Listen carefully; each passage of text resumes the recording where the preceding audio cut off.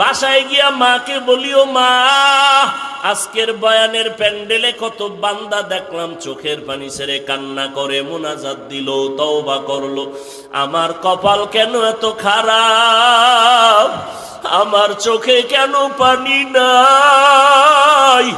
ওরে আমার মাওলার কোরআন, আরে আমার মাওলার আযাবের ভয়, পাথর থেকে পানি প্রবাহিত হয়। ও মানুষ, এত নিষ্ঠুর কেন হইছো? তোমার চোখে কেন পানি আসবে না রে বাবা? আল্লাহ তাআলা বলেন কোরআনের আয়াত, ও মানুষ তোমাদের কলব এত শক্ত কেন? পাথরের থেকেও কি তোমাদের কলব শক্ত হয়ে গেল? জাহান্নামের ভয়ে তাকায়া দেখো, কিছু পাহাড়ের পাথর থেকে পানির ঝর্ণা, মনে হয় ঝর্ণা না, ওরা জাহান্নামের ভয়ে কাঁদে।